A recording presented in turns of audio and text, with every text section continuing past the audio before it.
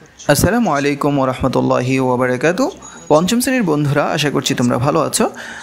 আমরা আমাদের ধারাবাহিক ভিডিওগুলো করছি আরবি প্রথম পত্রের ৩য় অধ্যায়ের উপরে। তো আজকে আমরা জিম অংশের যে ইমলাউল ফারাগ আছে, এই ইমলাউল ফারাগটা আমরা করার চেষ্টা করব। তো এখানে প্রথমে যেটা দেয়া আছে, দাখালা ইব্রাহিমু ফি, এখানে অপশন দেওয়া আছে কিন্তু দাখালা ইব্রাহিমু, ইব্রাহিম প্রবেশ করলো। আমরা জানি যে সে কোথায় প্রবেশ করলো, মাকতবে প্রবেশ করলো। মাকতব মানে তো হচ্ছে মক্তব, আর আল মাকতাবাতি মানে লাইব্রেরি, তার মানে এটাই হচ্ছে সঠিক। ফিল মাদ্রাসাতে, মাদ্রাসাতে না। বাহাসা ইব্রাহিমু আন হাকিবাতিহি ড্যাশ খারিজাল মাকতাবা।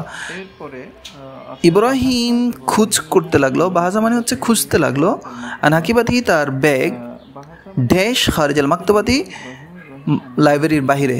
তাহলে তার ব্যাগটা কেমন ছিল? আহমার লাল ব্যাগ ছিল, সাউদা কালো ব্যাগ ছিল, আল খাদরা সবুজ ব্যাগ ছিল। তার মানে তার ব্যাগটা ছিল মূলত কালো, তার ব্যাগটা ছিল কালো। তাহলে আনসার হবে এটা। এরপরে ড্যাশ ইয়াহমিলু হাকিবাতান সাউদা। তাহলে কে বহন করছিল কালো ব্যাগ? কে কালো ব্যাগ বহন করছিল? তাহলে এখানে ওয়াহুয়া ইয়াহমিলু হাকিবাতান সাউদা মানে আহমদ বহন করছিল। এরপরে ফি হাকিবাতি ড্যাশ সালাসাতু কুতুবিন ওয়া কুররাসাতুন ওয়া কালামুন। তাহলে এখানে কার ব্যাগে ছিল এগুলো? ইব্রাহিমের ব্যাগে। এগুলো মূলত ইব্রাহিমের ব্যাগে ছিল, যে ব্যাগটি সে পাচ্ছিল না। তার মানে আনসারটা হচ্ছে এটা।